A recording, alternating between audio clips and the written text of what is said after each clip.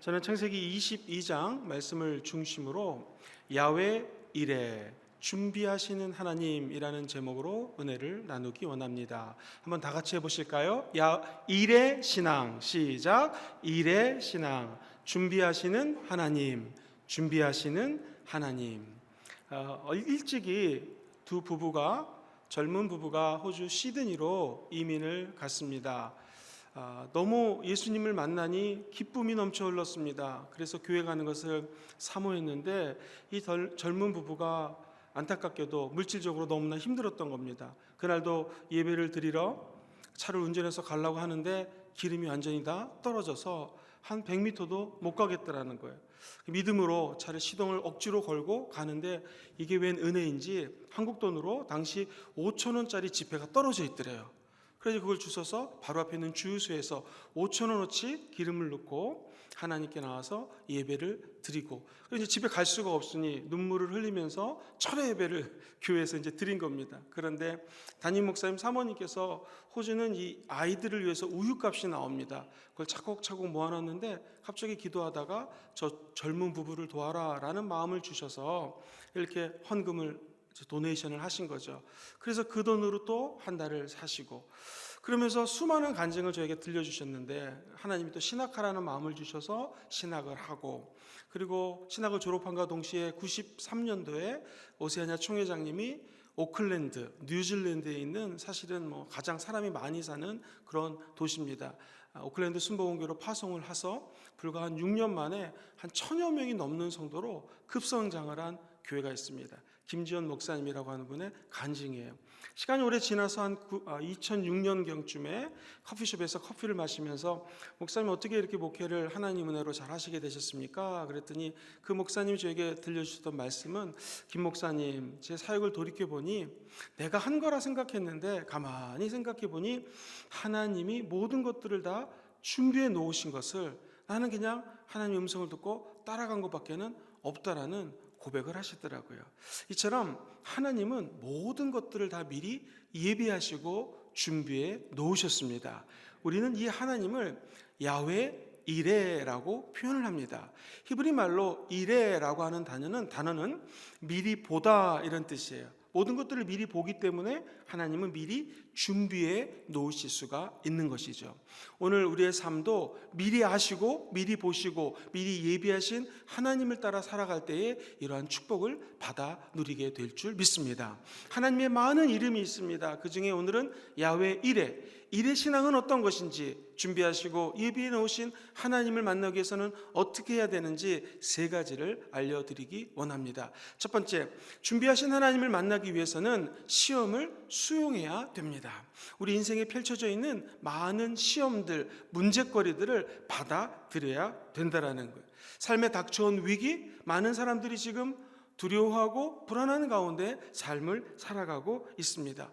그러나 이럴 때일수록 이 지금 문제는, 이 위기는 하나님이 나에게 내려주신 시험 문제다라고 생각하고 차근차근 시험 문제를 풀다 보면은 어느 날 해답이 임하게 될 줄 믿습니다. 오늘 본문 말씀을 보면 창세기 22장 1절 말씀에 하나님이 아브라함을 부르십니다.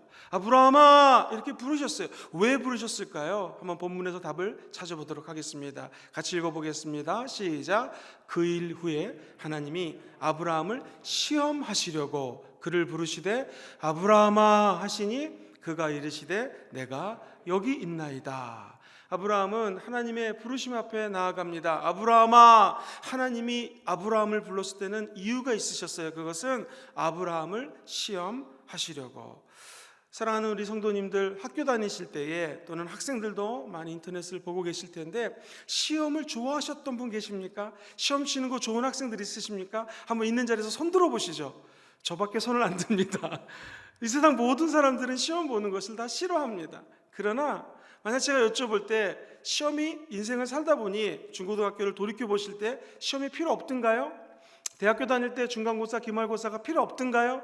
그렇지 않습니다. 시험이 있어야지 공부를 하고 사람들이 얘기하는 자기의 실력을 쌓을 수가 있는 것이죠. 시험이 없으면 아마 공부 안 했을 것입니다. 우리도 신앙생활하는 것도 마찬가지입니다. 하나님은 우리에게 때로는 시험을 주십니다. 우리가 인생을 살아갈 때에 다가오는 모든 시험을 나에게 왜 이런 시험이 오십니까? 저 사람이 당한 시험은 나보다 조금 수월한 것 같은데 나에게는 왜 이런 어려움을 주셨습니까? 라고 불평할 때가 있습니다. 그러나 진정한 신앙인은 야훼 일의 하나님을 만나기 위해서는 하나님 주신 시험을 받아야 됩니다. 내가 그것을 내 마음속으로 accept, 수용할 때 하나님은 예비하신 하나님이심을 증명해 주십니다. C.S. 루이스라고 하는 세계적인 작가가 있습니다. 이분은 옥스퍼드 대학교 교수님이셨고 캠브리지 대학교에서도 교수님으로 일을 하셨습니다. 그리고 이분은 크리스찬 작가의 관점에서 수많은 글을 썼기 때문에 지금도 많은 분들에게 잘 알려져 있는 교수님이시죠. 하루는 학생 한 명이 와서 물어봅니다. 교수님 예수님 믿는다고 들었는데 아니 왜 하나님은 이렇게 수많은 고난과 고통을 주십니까? 때로는 이해할 수 없고 때로는 어떻게 수용할 수 없는 문제를 갖다가 왜 사람들에게 주십니까? 라고 물어봤습니다. 그때 C.S. 루이스 교수님이 유명한 대답을 하십니다. 학생, 그렇지 않아도 교만한 인생인데 고통마저 없다면 사람들이 얼마나 교만하게 살겠는가? 아주 유명한 대답이 되었습니다. 우리도 인생을 살다 보면 고통이 다가오고 시험이 다가올 때가 있습니다. 그러나 기억하십시오. 하나님은 이때 우리를 낮추시고 더욱더 겸비하게 하나님께 나아가게 하십니다. 그러나 이것이 끝이 아닙니다. 겸손히 낮아져서 하나님의 나라와 의를 구하면 하나님이 준비하신 모든 축복들을 저와 여러분들에게 보여주실 줄 믿습니다. 야고보서는 이렇게 시험에 대해서 이야기를 합니다. 같이 읽어보겠습니다. 내 형제들아, 너희가 여러 가지 시험을 당하거든 온전히 기쁘게 여기라. 이는 너희 믿음의 시련이 인내를 만들어내는 줄 너희가 알미라. 인내를 온전히 이루라. 이는 너희로 온전하고 구비하여 조금도 부족함이 없게 하려 함이라. 할렐루야. 이 말을 가만히 생각해 보면 여러 가지 시험을 당하거든 오히려 기쁘게 여겨라. 이 말씀 속에서는 시험이 다가온다, 테스트가 다가온다 이러면 아예 마음을 열고 기쁘게 그것을 받아 누리라는 것입니다. 지금 어렵고 지금 문제가 있지만 시간이 지나고 나면 그 문제를 주셨던 이유가 있다는 것이죠. 그래서 나를 하나님이 성숙시키셨구나.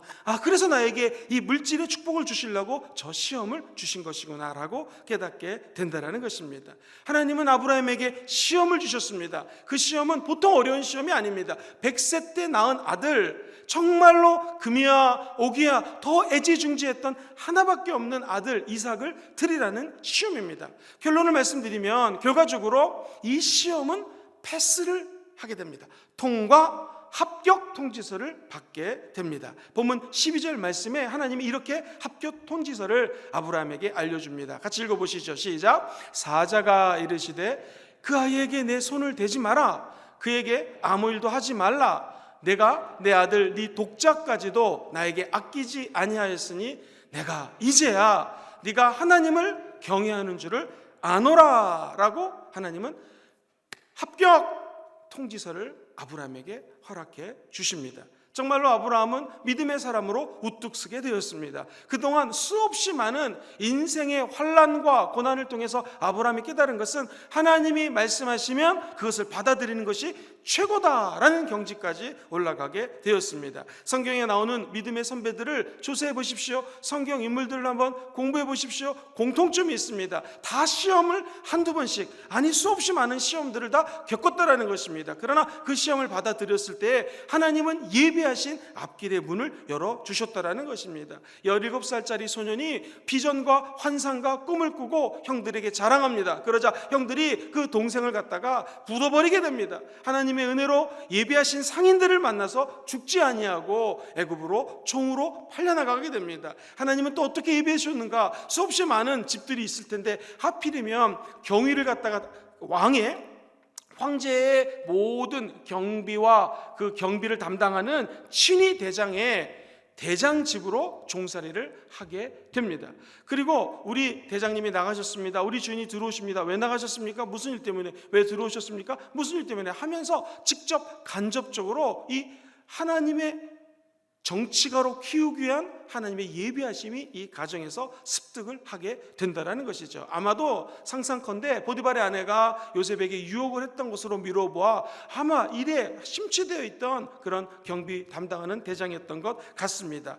그럼 하나님은 이 요셉의 앞길에 인생의 파노라마를 예비해 놓으셨다는 것을 알게 됩니다. 보디발의 아내가 유혹을 합니다. 그 유혹을 견뎌냅니다. 신앙으로 잘 넘어섰어요. 그런데 묘하게도 신앙을 지키고 믿음을 지켰음에도 불구하고 요셉은 감옥에 들어가게 됩니다.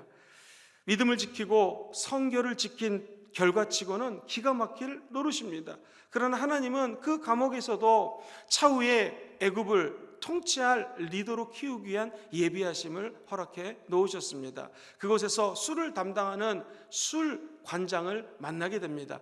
전 고위 직원이었습니다. 전 정부에서 아주 높은 일을 담당하고 있는 사람이었습니다. 상상하건대 그 정치, 경제, 문화, 사회에 범죄를 일으켰던 그러나 지식인 계층들이 아마도 감옥에 들어와 있었을 것입니다. 이 요셉은 감옥에서 그 사람들과 이야기를 합니다. 아, 노예 생활이 이런 거구나. 정치 상황이 이렇구나. 감옥에서의 준비, 수없이 많은 정보들을 습득하게 되죠. 만약에 내가 정치를 한다면 이렇게 해야 되겠구나 라는 하나님의 예비하심을 감옥에서 배우게 됩니다. 우리 생각에는 감옥에 들어가면 인생 막장 아닙니까? 그것도 더구나 강간 혐의로 들어갔기 때문에 이제 인생은 끝났다고 여겼을 것입니다. 이때 이 술관장이 꿈을 꿉니다. 아무도 해석을 못해요. 그때 하나님의 지혜로 요셉이 해석을 합니다. 이렇게 얘기합니다. 다시 높은 고위 관직자로 가시게 되면 저를 생각해서 좀 꺼내주십시오. 하나님의 예언대로 이 사람은 다시 복직이 됩니다. 그러나 완전히 까먹게 됩니다. 요셉이란 존재를 잊어먹어요. 2년이 지났습니다. 예비하신 하나님은 요셉을 그냥 두지 않습니다. 왕이 꿈을 꿨는데 아무도 해석을 못합니다. 이때 내가 감옥에 있었을 때 요셉이라고 하는 청년을 압니다 하고 요셉은 드디어 중앙 정치 무대에 등극을 하게 되는 사건을 경험하게 됩니다. 꿈을 해석했고 예비하신 하나님의 은혜로 7년 풍년을 준비하고 그리고 흉년이 다가올 것을 준비하게 됩니다. 대비책까지 제시해서 그는 진정한 정치 지도자로 거듭나게 된다는 것이죠. 요셉은 수없이 많은 시험을 당했습니다. 그러나 불평하지 않습니다. 거기에 컴플레인하지 않습니다. 그 시험을 받아들입니다. 결국 종국적으로 요셉은 모든 시험을 합격하게 됩니다. 사랑하는 성도님들, 우리에게도 지금 도처에 시험 문제들이 깔려 있습니다. 이것을 도망가지 마시고 회피하지 마시고 마음의 문을 열고 그 시험을 받아들이게 되기를 주의 이름으로 축원합니다. 시험을 넘어서서 새로운 인생을 살기 원하십니까? 그럼 이제 두 번째 단계로 넘어갈 수가 있습니다. 그것은 믿음으로 반응하라는 거예요. 영어로는 react라고 표현을 할 수가 있습니다. 하나님이 시험을 주셨으면, 테스트를 주셨으면 그것을 내가 받아들여야죠. accept하고 난 다음에는 하나님이 주신 명령대로 react, 다시 행동으로 옮겨야 된다는 것입니다.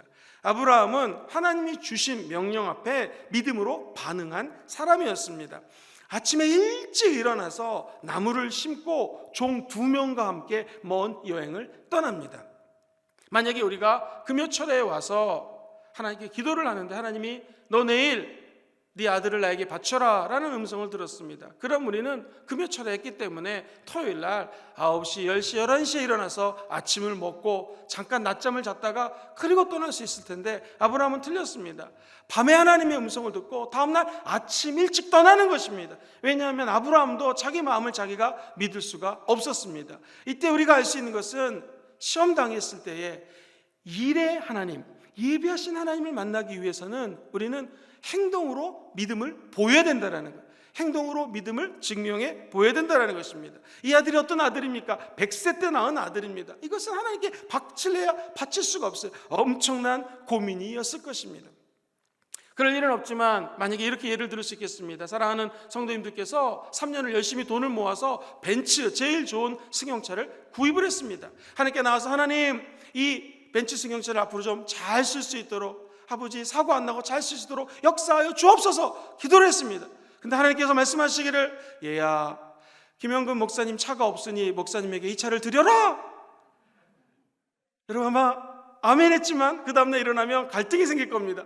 친정 말씀하시면 하나님, 제가 5천만 원은 제 차를 사고 5천만 원은 목사님 차를 사드릴 텐데 이거 애지중지 모아가지고 차를 샀는데 어찌 드릴 수 있겠습니까? 부터 시작해가지고 여러 가지 이유가 있을 거예요. 하나님, 목사님들은 한국 승용차를 타야 됩니다. 국산을 타셔야지 외제차 타면은 욕을 얻어먹습니다. 안 됩니다. 여러 가지 이유를 냈을 것입니다. 아브라함은 틀렸어요. 말도 안 되는 하나님 음성 같지만 애지중지하는 자기 아들을 싣고 떠나게 됩니다. 재밌는 것은 이 하나님의 음성을 들었던 장소가 부엘세바라고 하는 곳입니다. 이스라엘의 최남단에 위치한 도시예요. 오늘날 우리 한국으로 치면 부산쯤 될 수 있겠습니다. 하나님의 음성을 부산에서 들었어요. 서울까지 올라가야 됩니다. 이스라엘에 있는 하나님의 산까지 올라가는 여정입니다. 약 3일 정도가 걸립니다. 나무를 싣고 2명의 종을 데리고 사랑하는 아들 이삭과 함께 여행을 떠나는 아브라함의 마음을 한번 생각해 보십시오. 3일을 걸어야 되는 이 여정길, 쉽지 않은 인생길, 흡사 예수 그리스도가 십자가를 짊어지고 저 여러분들의 죄와 저주와 질병과 인생의 바이러스를 없애기 위해서 골고다 언덕길을 올라가는 아마도 예수님의 심정이었을지도 모릅니다. 아브라함은 그 고난의 길을 걸어가는 모습을 세계적인 설교자 스폴전 목사님은 이렇게 시처럼 멋있게 표현을 하고 있습니다. 한번 들어보시겠습니까? 아브라함이 걷는 헤브론 광야 길은 매우 황량하고 적막했습니다. 그러나 자식을 죽여야 하는 아브라함의 마음보다는 쓸쓸하지 않았습니다. 그 인생의 고난의 길이 너무나 힘들었지만 자기 아들을 죽여야 되는 그 아비의 마음보다는 쓸쓸하지 않았다는 것입니다. 드디어 모리아 산 앞에 도착했습니다. 2 종을 너희들은 여기 있어라, 내가 내 아들과 함께 올라가겠다라고 이야기를 하고 아들을 데리고 산 정상에 올라가서 제단을 쌓습니다. 아들이 가만히 보니 아버지, 지금 보니까 다 있는데 나무도 있고 불도 있고 다 준비가 되어 있는데 도대체 하나님께 드릴 제물은 어디에 있습니까? 당시에는 양이나 소나 염소를 잡아서 하나님께 제사를 드렸습니다. 아버지, 도대체 제물은 어디 있습니까? 라고 물어보자 아브라함은 이렇게 이야기를 합니다. 22장 8절 말씀에 같이 읽어보겠습니다. 시작. 아브라함이 이르되 내 아들아, 번제할 어린 양은 친히 준비하리라 하고 2 사람이 함께 나아가서 말씀을 보니 하나님께 드려야 될 번제할 어린 양은 하나님이 예비해 놓으셨다, 준비해 놓았다. 이게 야훼 일의 신앙입니다. 하나님이 공급해 주실 것을 아브라함은 마음으로 믿었습니다. 아마도 예비가 되지 않았다면, 양이 없다면 우리 아들을 죽여야 될지도 몰라라는 불안감도 있었을 수 있을 것입니다. 그런데 저는 오늘 말씀을 묵상하다가 귀한 하나의 성경적인 증거를 하나 찾아냈어요. 아브라함이 믿음이 있었던 사람이라는 것을 성경 말씀에 보면 본문 5절에 이렇게 기록을 하고 있습니다. 한번 자세히 읽어보십시오. 이에 아브라함이 종들에게 이르되 너희는 나귀와 함께 여기서 기다려라, 내가 아이와 함께 저기에 가서 예배하고 우리가 너에게로 돌아오리라. 여기서 주목해야 될 단어가 우리가입니다. 우리가. 야, 종들아, 너희들은 여기 있어라. 왜냐하면 종을 같이 데리고 갔다가 아브라함의 아들을 죽이려고 했을 때에 종들이 말리지 않겠습니까? 그러니까 종들은 여기 있어라. 아브라함이 저 산 위에서 어떤 일이 벌어질지 모르는 거예요. 전 늘 이렇게만 생각했거든요. 근데 가만히 생각해 보니 내가 아이와 함께 하나님께 예배하고 너희들이 우리 2 사람이 올라가는 걸 봤지, 우리가 다시 너희에게로 돌아오리라. 한번 생각해 보세요. 제가 아브라함입니다. 옆에 이삭이 있습니다. 종들은 이 앞에 있습니다. 너희들 여기 있어라. 우리가 예배드리고 우리가 돌아오겠다. 이 말은 뭐예요? 하나님이 하나님 앞에 제물을 드릴 때에 이삭을 드리라고 했지만 아들을 죽이면 아들이 부활할 거다라고 믿었던 거예요. 아니면 저 산에 가면 하나님이 예비하신 제물을 준비해 놓았다는 것을 아브라함은 믿었던 것이죠. 우리도 마찬가지입니다. 하나님께 영과 진리로 예비할 때 하나님은 모든 것들을 다 예비해 놓았습니다. 걱정하지 마시고 우리가 함께 돌아오리라 라는 믿음 가지고 이 시험을 잘 통과하시게 되기를 주의 이름으로 축원합니다. 믿음의 대부분의 문제는 무엇입니까? 내가 한 발은 여기다 두고 한 발은 여기다 두는 것이 문제입니다. 사랑하는 성도님들, 배가 두 개가 있습니다. 첫 번째 배는 세상으로 떠나는 배입니다. 두 번째 배는 하나님께로 떠나가는 배입니다. 문제는 내가 내 발을 하나님께도 한 발, 그리고 이 세상의 배에도 한 발 올려놓는다는 거예요. 어느 날 배가 떠나겠죠. 그러면 이쪽 배는 일로 갈 것이요, 저쪽 배는 저쪽으로 갈 것입니다. 이때 양발을 딛고 눕고 있으면 어떤 일이 벌어지겠습니까? 이 인간의 가랑이는 두 곳에 갇히게 눕게 되면 찢어질 수 있다는 것이죠. 어서 저와 여러분들은 한 발을 세상에서 들어 올리셔서 하나님의 배로 옮겨 놓으시게 되기를 주의 이름으로 축원합니다. 눈에 보이는 거 없고 손에 잡히는 거 없고 들리는 거 없지만 이 어둠의 시기에 저 여러분들의 믿음은 하나님의 배로 올려놔야 된다는 것입니다. 그것으로 나의 발걸음을 걸어 올라가야 된다는 것이죠. 그때 하나님은 예비하신 모든 축복들을 저와 여러분들에게 보여주게 될 것입니다. 아니나 다를까 아브라함이 산에 올라가서 아들을 죽여야겠구나, 아마 아들이 죽게 되면 부활할 수도 있겠지 라고 아들을 죽이려고 합니다. 그때 하늘 문이 열리고 하나님의 음성이 들립니다. 스톱! 그때는 영어가 없었겠죠. 아마 한국말 했을 것 같습니다. 멈춰라! 이 아이에게 손대지 말아라. 그럼 하나님, 도대체 재물 어디 있나요? 지금 재물 때문에 우리 아들 죽이려고 하는데, 재물 내가 준비했어. 저기 봐봐, 수풀에 어린 양이 준비가 되었습니다. 저 어린 양을 드리면 되겠습니까? 그래, 저 어린 양을 내가 예비했다. 아들에게 손대지 말아라. 나는 네 아들 원하는 게 아니다. 내가 원하는 것은 네가 어떻게 반응하는지를 확인하고 싶었다라는 거예요. 믿음은 반응입니다. 수없이 많은 시련과 환난 가운데 내가 어떻게 반응하느냐. 사랑하는 성도님들, 우리 하나님 앞에 믿음으로 반응하게 되기를 주의 이름으로 축원합니다. 손해보는 것 같지만 믿음으로 반응하면 하나님 예비하신 축복의 길이 열려져 있습니다. 사람 의식하지 마시고 십자가 예수 그리스도만 바라보시고 믿음으로 반응할 때 하나님은 절대로 우리 아들을 죽이지 않습니다. 우리의 회사를 망하게 두지 않습니다. 우리의 환경을 더 이상 무너뜨리지 않습니다. 저도 대한민국은 다시 살아나게 될 것입니다. 우리가 믿음으로 반응하면 이 위기는 극복하게 될 것입니다. 아브라함은 이삭을 바치라는 말이 뭔지 몰랐습니다. 그러나 이삭을 통해서 내가 번성케 할 것이다 라는 하나님의 말씀을 믿었습니다. 우리 아들이 죽으면 살아날 것이요, 아니면 이삭 대신 어린 양을 하나님이 예비했을 것이다 라는 믿음 가지고 행할 때에 기적이 일어나게 될 것입니다. 하나님의 약속은 이루어집니다. 창세기 24장 1절에 보니 아브라함이 나이가 많아서 늙었습니다. 이제 아브라함도 더 이상 자기 힘으로 모리아산에 올라갈 수 없을 정도로 늙었습니다. 그러나 성경은 이야기합니다. 야훼께서 그에게 범사의 복을 주셨더라. 저 여러분들도 이런 하나님 말씀이 성취된 은혜가 있게 되기를 주의 이름으로 축원합니다. 나이가 많이 먹어도 인생의 문제는 계속 펼쳐집니다. 사라는 사라 아내가 죽습니다. 그리고 아들이 40이 다 됐는데 장가를 못 갑니다. 결혼할 여자를 찾아야 됩니다. 아브라함이 늙은 종을 부릅니다. 자기 메소포타미아 지방, 자기 고향으로 이 늙은 종을 보내서 나의 사랑하는 아들의 와이프, 아내를 구하려고 합니다. 이때 믿음의 절정에 달했던 노인 아브라함은 엘리에셀이라고 하는 늙은 종 앞에서 이렇게 이야기를 합니다. 창세기 24장 7절을 보니 그가 하나님의 사자를 엘리에셀 이 늙은 종아 너보다 앞서서 보내실 것이니 네가 거기에서 내 아들을 위하여 아내를 택할지어다. 이 말씀 한번 생각해 보십시오. 하나님이 사자를 너보다 앞서 보낼 테니까 너는 아무것도 염려하지 말고 떠나라는 것입니다. 떠나서 그곳에 도착하면 하나님이 미리 우리 아들 신부감을 예비해 놓았을 것이다. 하나님의 말씀 그대로, 아브라함 믿음 그대로 엘리에셀이 도착했더니 리브가라고 하는 아름다운 여인을 온물가에서 예비해 놓은 것을 체험하게 되었습니다. 우리도 아브라함처럼 어려운 어떤 상황 속에서도 하나님께 믿음으로 우리의 행위를 리액션, 다시 반응하시게 되기를 주의 이름으로 축원드립니다. 그러면 우리보다 하나님은 먼저 가 계십니다. 하나님은 다 책임져 주십니다. 이것이 야훼 일에 하나님 믿는 우리의 신앙이 되어야겠습니다. 시편 기자는 우리의 인생을 이렇게 노래합니다. 시편 48편 14절 말씀해 보면 이 하나님은 영원하신 우리 하나님이시니 그가 우리를 언제까지요?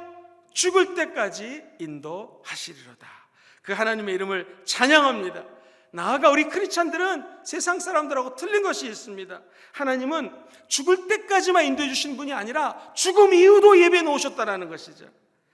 잠언서 14장 32절 말씀입니다. 악인은 그의 환난에 넘어져도 의인은 그의 죽음에도 소망이 있느니라. 의인은 누굽니까? 저와 여러분입니다. 예수 믿는 사람들이에요. 의인은 그의 죽음에도 소망이 있느니라. 우리의 진정한 소망은 무엇입니까? 악인과 틀린 것은 어떤 것입니까? 저 밖에 있는 불신자들, 세상을 향하고 또 우리 교회를 공격하고 있는 듯한 느낌을 받는 이때에 우리와 불신자들의 차이점은 한 가지인 것이죠. 우리에게는 죽음조차 소망이 되는 줄 믿습니다. 하나님은 저 천국을 예비해 놓으셨기 때문에 그렇습니다.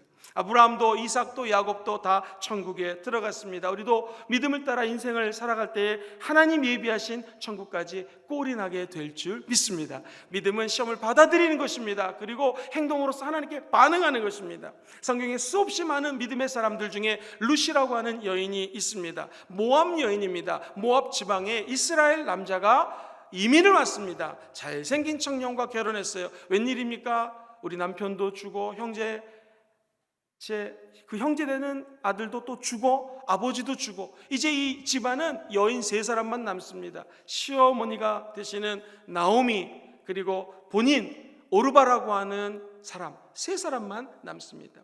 이때 시어머니가 내가 다시 이스라엘로 베들레헴으로 돌아가야겠는데 너희들에게 미안해서 같이 가자 말을 못하겠다. 여기에 너희들은 계속 인생을 살고 새롭게 시작해라 했을 때 두 자부가 함께 인생을 걸어갑니다. 근데 오르바라고 하는 여인은 하도 시어머니가 얘기를 하니까 다시 모압으로 돌아갑니다. 그러나 이 룻이라는 여인은 시어머니를 따라갑니다. 우리는 흔히 이 신앙 때문에 하나님을 믿기 때문에 따라갔다. 맞습니다. 또 하나는 시어머니를 잘 공경하고 싶은 도덕적인 마음이 있었습니다.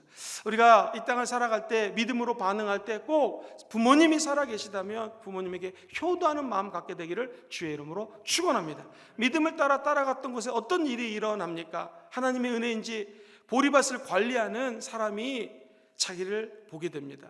이 룻이라는 여인도 그 사람을 보게 됩니다. 보아스와의 만남이 자연스럽게 이루어지고 하나님의 은혜와 섭리 가운데 결혼을 하게 됩니다. 따져보니 결혼해서 낳은 아들이 누구입니까? 다윗의 증조 할머니가 되는 분이 바로 이 룻이라고 하는 여인입니다. 하나님의 믿음대로 행할 때 하나님은 기적을 잉태시켜 주실 것입니다. 믿음으로 반응하십시오. 반드시 환난과 시험은 건너가게 되어 있습니다. 마지막 3번째로 야훼 일의 하나님을 체험하기 위해서는 신뢰하고 기도해야 됩니다. 어떻게 야훼 일의 하나님을 체험할 수 있을까요? 신뢰하시면 되고 기도하시면 됩니다. 신뢰는 아주 간단히 말하면 의심이 없는 것입니다. 100% 믿는 것이 신뢰입니다. 사람이 70%를 믿고 30%만 믿으면 이 30%가 70%를 확 물결치듯이 잡아먹을 때가 있습니다. 우리가 성경 읽지 않고 기도하지 않고 TV 뉴스만 계속 보고 있으면요 불안감이 엄습해 옵니다. 어머머머 또 늘었대, 또 누가 죽었대, 또 어디가 몇 사람이 늘었대, 이태리가 지금 1000명이 넘었대, 한국은 7000명이 넘었대, 막 이러면서 불안과 실망감이 엄습해 옵니다. 그러면서 분노가 자리 잡게 되고 그 분노가 다른 데로 화살을 통해서 돌아가게 됩니다. 가족에게 또는 사람들에게, 주변 사람들에게 돌아갈 수밖에 없다는 거죠. 우리는 이 세상 사람들의 소식이 흔들리는 것이 아니라 하나님을 100% 신뢰해야 됩니다. 하나님은 미리 모든 것들을 예비해 놓으신 좋으신 하나님이십니다. 우리는 지금 환난 가운데 있지만 하나님은 이 환난이 지나갈 것을 미리 보고 계십니다. 그리고 모든 것들을 다 예비해 놨다라는 것이죠. 잠언서 3장 5절과 6절 말씀은 이렇게 이야기합니다. 너는 마음을 다하여 야훼를 신뢰하라. 그리고 내 명철을 의지하지 말아라. 너는 범사의 그를 인정하라. 그리하면 너의 길을 인도하시리라. 영어 성경에 보면 trust in the Lord라고 그랬어요. 너는 너의 마음을 다하여서 하나님을 trust, 신뢰하라는 거예요. 그러면 하나님께서 모든 길들을 인도해 주신다. 바로 이것이 야훼 일의 하나님입니다. 신약의 베드로는 이렇게 권면을 합니다. 너의 염려를 다 주께 맡기라. 이는 그가 너희를 돌보심이라. 할렐루야. 신뢰하면 맡길 수가 있습니다. 맡기는 게 신뢰입니다. 목욕탕에 가면 옷장에 이런 안내문이 있습니다. 귀중품은 카운터에 맡기시기 바랍니다. 안 맡기면 책임지지 않습니다. 우리도 마찬가지입니다. 이 상황을 하나님께 맡겨야 됩니다. 누가 책임지십니까? 하나님이 책임져 주십니다. 우리는 기도하고 끝까지 하나님을 신뢰하며 나아가야 된다는 것이죠. 주님과 우리의 관계는 목자와 양의 관계입니다. 성경은 예수님이 이렇게 말씀하십니다. 요한복음 10장 27절에 내 양은 내 음성을 들으며 나는 그들을 알고 그들은 나를 따르노라. 사랑하는 성도님들, 우리 하나님의 음성을 어떻게 들을 수 있겠습니까? 예수님의 음성을 양이 어떻게 들을 수 있겠습니까? 양은 목자의 음성을 압니다. 어떻게 해요? 하나님께 기도할 때 주의 음성을 듣게 됩니다. 어떻게 해요? 아침마다 일어나서 말씀을 읽으실 때, 그리고 설교 말씀을 들을 때 주의 음성을 듣게 됩니다. 그러면 예비하신 하나님을 만나게 될 줄 믿습니다. 기도하라는 것은요, 이 세상에 기도보다 더 강력한 무기가 없습니다. 인간의 생각에는 이런 무기 저런 무기, 바이러스를 물리칠 수 있는 이런 약품들 찾고 있지만 가장 중요한 것은 기도가 항생제예요. 기도를 통하여 백신이 역사가 나타나게 되고 모든 질병들이 떠나가게 될 줄 믿습니다. 저 여러분들이 염려할 시간에 기도해야 됩니다. 우리가 유력한 사람한테 청탁을 할 때가 있습니다. 그때 마음을 안심합니다. 저 높은 사람한테 청탁했으니 이제 되겠지. 그러나 그것들이 잘 안 될 때가 더 많이 있습니다. 우리는 인생에서 가장 유력하신 분 하나님께 청탁할 수 있습니다. 그러면 반드시 기적이 일어나게 되어 있습니다. 기도해놓고 걱정한다고 하는 것은 잘못된 기도인 것입니다. 빌립보서 4장에는 이런 말씀이 나옵니다. 같이 한번 큰 소리로 읽어보겠습니다. 시작. 아무것도 염려하지 말고 다만 모든 일에 기도와 간구로 너희의 구할 것을 감사함으로 하나님께 아뢰라. 그리하면 모든 지각에 뛰어난 하나님의 평강이 그리스도 예수 안에서 너의 마음과 생각을 지키시리라. 할렐루야. 기도함으로 모든 염려들을 다 거둬나가는 하나님의 백성들 되기를 주의 이름으로 축원드립니다. 예언 하나 말씀드리고 우리 말씀을 좀 정리하도록 하겠습니다. 재미교포 강영우 박사님에 관한 이야기입니다. 시드니에 오셔서 저는 어떻게 도착하실까 걱정을 했어요. 우리가 아는 것처럼 시각장애신이셨거든요. 제가 이제 운전을 해서 모셨는데 너무나 놀란 것은 혼자 여행을 오십니다. 그리고 눈 안 보이시지만 지팡이를 집으시면서 잘 공항을 빠져나오시더라고요. 박사님하고 만나서 오랫동안 얘기하면서 큰 도전과 은혜를 받았던 기억이 있습니다. 이분의 인생을 짧게 요약을 해드리면 중학교 3학년 때 축구하다가 축구공이 눈에 이렇게 맞게 됐는데 이게 좀 뭐랄까요? 운이 안 좋게 맞은 거죠. 그래서 눈이 실명이 되게 됩니다. 양쪽 눈이 안 보여요. 그러다가 홀 어머니가 충격으로 돌아가십니다.